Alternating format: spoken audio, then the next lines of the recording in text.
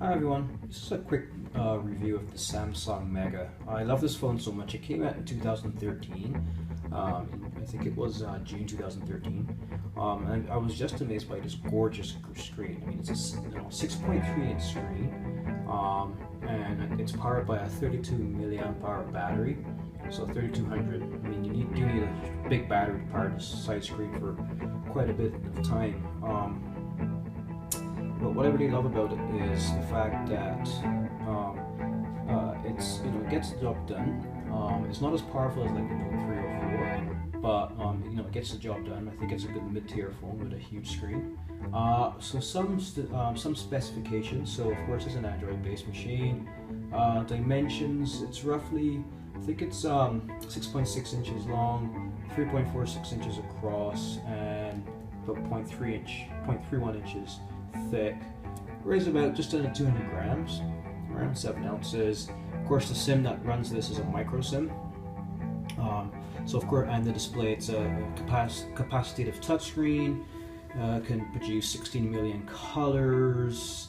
Again, diagonally 6.3 inches. Nice. I mean, in my hand, of course, I cannot surf this or use this one hand. I have man hand, so definitely a two-hand device. And of course, this would be excellent for games. Anyway, so speaking of games, the memory. This comes with a card slot, a micro SD card slot. You can hold up to 64 gigabytes of memory on that card, and then internally you can get an 8 gig or 16 gig version.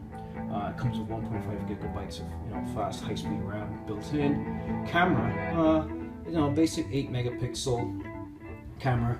That's 3264 by 2448 pixels. Has autofocus, LED flash, all the basics that you get in any smartphone today. Of course, 1080p video at 30 frames per second. And one or two other things I want to talk about too. Of course, it has wireless capabilities, 802.11, ABGN, AC, dual band, you name it. And it has an NFC radio built in and an infrared port. Of course, there's no radio, but that doesn't make a big difference because you can just download any of the popular radio streaming apps from the apps Play Store, and you can play your favorite radio stations via streaming. So as you can see, I'm just moving through the screen here, and it's very fluid. And the graphics are pretty impressive, and it has all the basics that you would get. You have your home button, of course, your physical home button. I find that a lot of the smartphones today are getting rid of the physical button and have like a soft button, but I'm from the old school and I still like to have that tactile button, just like on the Apple devices. Of course, your back key and your menu key there. Other features to note, to talk about the camera and the flash. So the back is still, your typical Samsung plastic back where you can easily detach it and you can change the battery and whatnot. See, as you can see, you can just detach it and then you can then clip it back together. Very, very easy. I would actually like a phone where the back doesn't look that cheap and it scratches a little easily. And of course, I have sweaty palms, so it does smudge. But apart from that, I mean, for the price and whatnot, because it's a good mid-tier phone, I wouldn't really complain. Again, it's the strongest feature on this phone is the screen.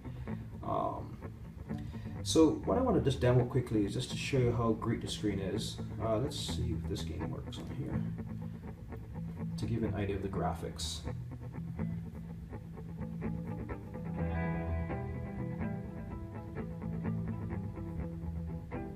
So while this is loading up, what I also want to talk about as well is the fact that this talk time up to 17 hours in a 2G environment, and up to 10 hours in a 3G. So let's say we're in a 3G, 4G world now, so just under 10 hours. Music play up to 82 hours of constant music.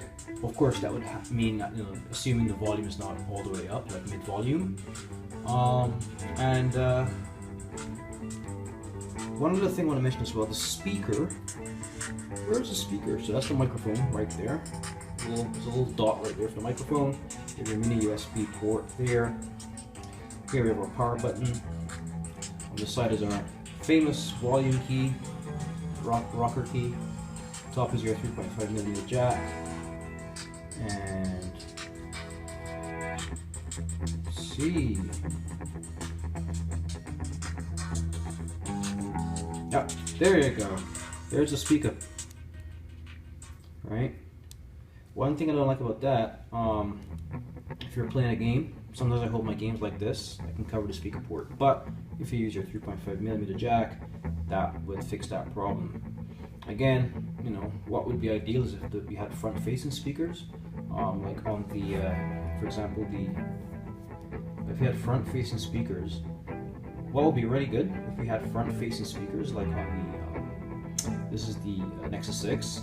The speakers are right here at the top and bottom, and they're facing you. That would be great.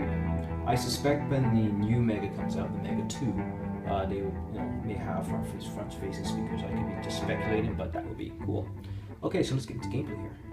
Quick game. Yeah. So as you can see, the game is playing very well. Some volume.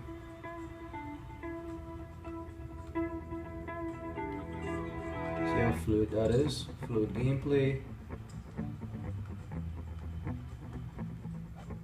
And just want to show you how good the graphics are. So that's for a mid-tier phone with, I believe it's a dual processor. 6.3 inch screen.